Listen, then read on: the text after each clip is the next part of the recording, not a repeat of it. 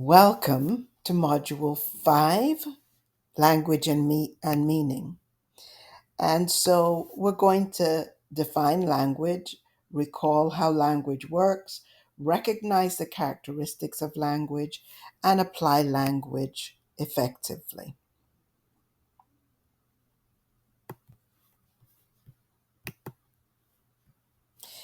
So we begin by the definition. Language is a collection of symbols, letters, or words with arbitrary meanings that are governed by rules and used to communicate. It consists of words or symbols that represent things without being those things. And so we know that language has very different meanings and connotations depending on where we're from. For example, let's say we speak English. Do we speak American English?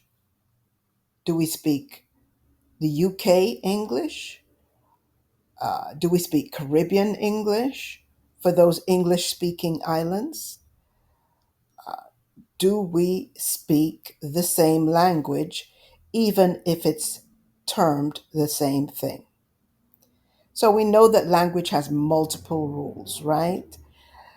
Semantics is the study of the way humans use language to evoke meaning in others. Semantics focuses on the definition of specific words. Syntax is the way in which words are arranged to form phrases and sentences. And it gives you an example there. Pragmatics is the study of language as it is used in a social context, right? So think about how you might use words socially that you may not use when you're speaking more professionally. So we do know that language and culture is intertwined. Culture may be defined as all of socially transmitted behavior patterns, beliefs, attitudes, and values of a particular period, class, community, or population. And so we know that our culture has a lot to do with the way we speak, the types of words we use, but that's not the only thing. So we know that relationship between culture and language is not as simple as it may appear. And you're provided gender type examples here in the reading. And so you can read the Sapir-Whorf hypothesis, which has been illustrated in multiple cultures. You've got, and there are very specific examples here about that. Now, read that because that may be on your quiz. So, we know that language organizes reality because we cannot account for all the individual things in the world when we speak. So, you lump them into groups, right? So, thus, we have four legged pieces of furniture with seats and backs that are called chairs, etc. So you group things based on languages and based on the way we use language.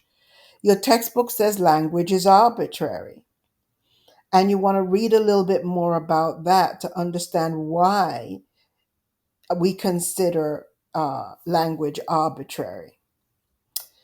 Now, when people use a word to represent an object or idea, the word is included in the dictionary. The agreed upon meaning or the dictionary definition is called the denotative meaning.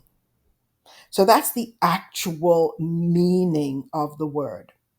But also including a word in a dictionary, however, neither keeps its meaning from changing nor tells you what the connotative meaning.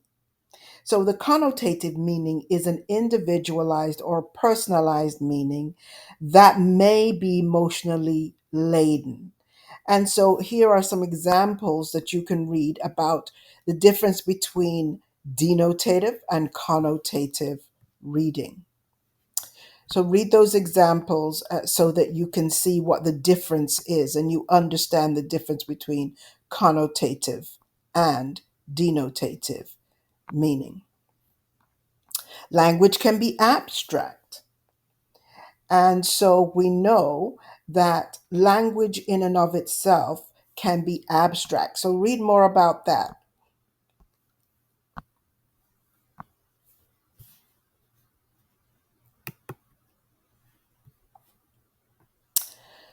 Now, language, there are times that you need to avoid certain languages when speaking. Remember that in this course, we're talking about communication, and we may be talking about intrapersonal communication, which is personal communication with yourself, interpersonal, which is usually between two people. But generally speaking, because this is also a speech class, we want to talk about language that's used more professionally in terms of public speaking. And so we know that when we communicate with our friends, we communicate differently with slangs and cliches, and that's fine. I mean, that's how you grew up. You shouldn't change that. However, when you speak in a public setting, then it is important that you use language that is less nuanced, less profanity, less euphemisms or regionalisms or gender bias type language, or however you choose to use language in your personal space, think about how you should use it in a professional environment. Now, there are so many rules to our language, and we can make major faux pas or major errors in the way we communicate through language. And you'll see some examples here. Now, the truth is unless we're really in a formal setting, people do understand what you're talking about. However, when you're speaking formally, you want to avoid grammatical errors as much as possible.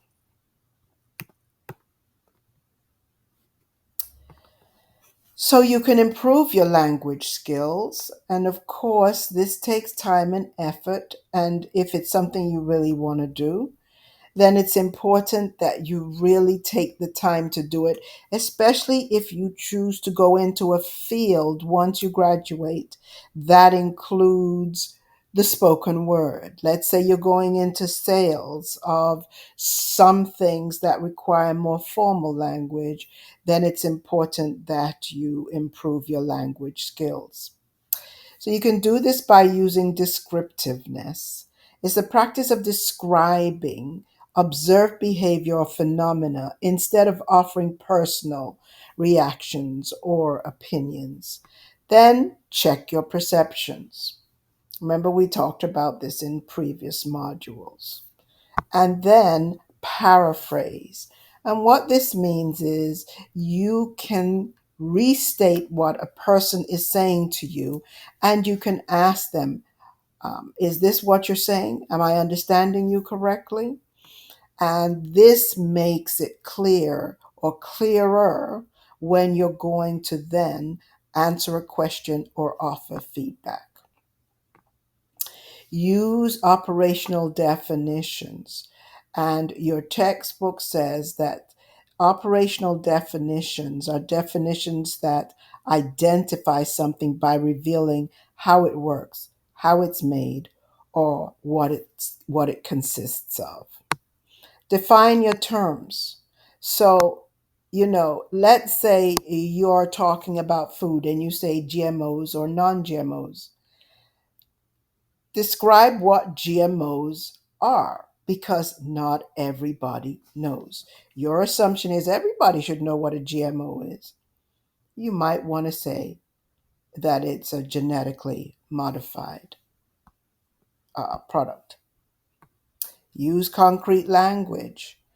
And you use concrete language in words and statements that are specific rather than abstract.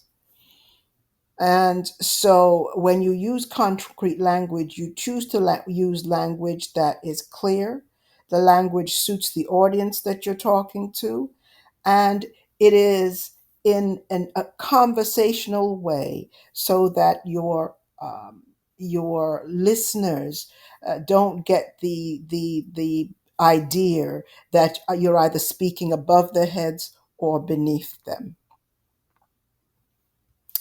Dating is specifying when you made an observation, which is necessary because everything changes over time. So you might say, yeah, it's true about something that you're describing. It might have been true 5 years ago. But now that, let's say, AI is here, is it true today? So you may want to say in 1945 or in 1964 or even in 2021 because things are changing so rapidly. Does that make sense, guys? And indexing. This is where you're identifying the uniqueness of the object, the event, or the people. And it's really specifying certain things. Can you think of an opportunity where using dating or indexing might clarify what you're talking about, make it clearer to your listener? So, this was a quick chapter. In this chapter, we realize that language is a collection of symbols, letters, and words with meanings that are governed by rules. We realize that people sometimes use language poorly, which can present a barrier.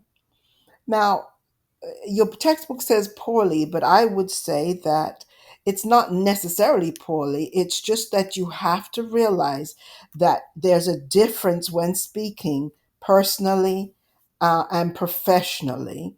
And you should avoid things like slangs and euphemisms and cliches and profanity when you're speaking professionally, as opposed to when you're speaking privately or socially. So that is the end of this lecture, and I'll see you in the next module. Take care.